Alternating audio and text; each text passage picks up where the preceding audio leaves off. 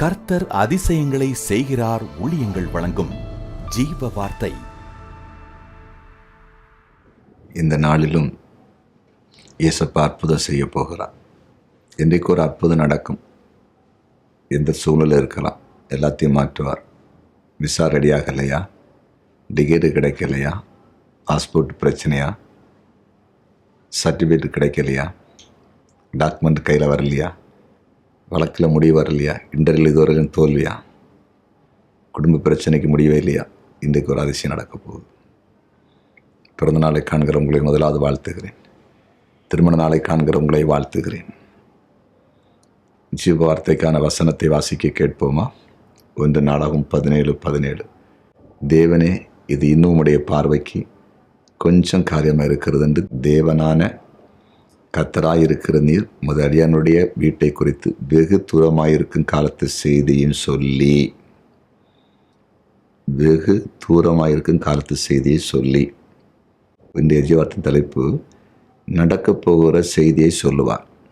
நடக்க போகிற செய்தியை சொல்லுவார். அதாவது வெகு தூரமாயிருக்க காலத்து செய்தியை சொல்லுவார். அப்படின்னா நடக்க போகிற காரியம். அதான் தாவி சொல்லார். ஆண்டு சொல்லார், உனக்கு நான் ஒரு வீட்டை கட்டுவேன்னு சொல்கிறார். உன் குமாரனை கொண்டு ஆலயத்தை கட்டுவேன்னு சொல்கிறார்.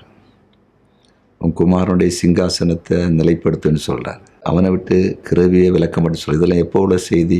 நடக்க போகிற காலத்து செய்திகள். நம்ம ஆண்டவர் நடக்க போகிற செய்தியை சொல்லுவாருங்க. புரிந்து கொண்டீர்களா? நடக்க போகிறத சொல்லுவார். ஆபிரகாம் பலி செலுத்தி சற்று நித்திரை வந்தபோது தன்னுடைய சந்ததிகள் எகிப்தில் அடிமைப்படுவதையும் அங்கிருந்து மீட்டு எடுக்கப்படுவதையும் ஆண்டவர் வெளிப்படுத்துகிறார். யோசேப்புக்கு 17 வயசில் அவன் எதிர்காலத்தில் நடக்க போகிற தூரத்து காலத்து செய்தியை, நடக்க போகிற செய்தியை சொப்னத்தில் சொல்கிறார்.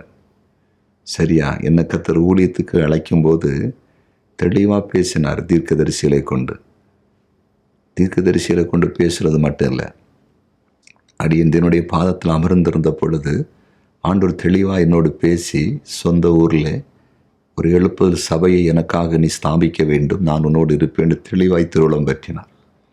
தூரத்து காலத்து செய்தி. ஆண்டவர் பேசின காரியங்கள் இன்றைக்கு நடைமுறைப்படுத்தப்பட்டு கொண்டிருக்கிறது. உங்களோட ஆண்டவர் பேசுவார். ஒன்றைக்கு உங்களோட ஆண்டவர் பேசி கொண்டிருக்கிறார்.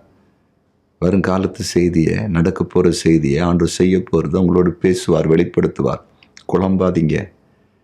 வாலிப தம்பி, தங்கச்சி, பயப்படாத. தேவ சமூகத்தில் காத்துரு. இன்றைக்கு காத்துரு.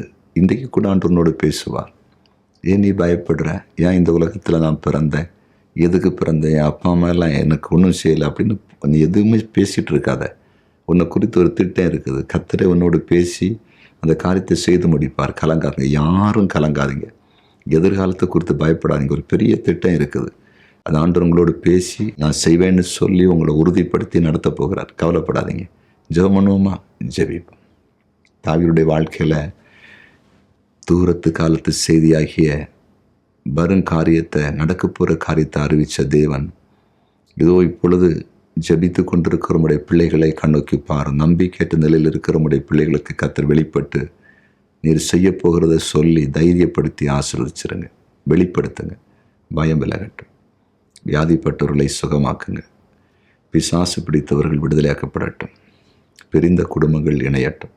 வியாதி படுக்கை விலகட்டும். வேலை ஸ்தலத்தில் இருக்கிற பிரச்சனை, ஆண்டவரை குடும்பத்தில் இருக்கிற பிரச்சனை, ஊழியத்தில் இருக்கிற நெருக்கடிகள் எல்லாம் விலகட்டும். இந்த நாளில் நிச்சயமாய் ஒரு அற்புதத்தை உடைய பிள்ளைகளுக்கு செய்து உடைய நாமத்தை உயர்த்துங்க.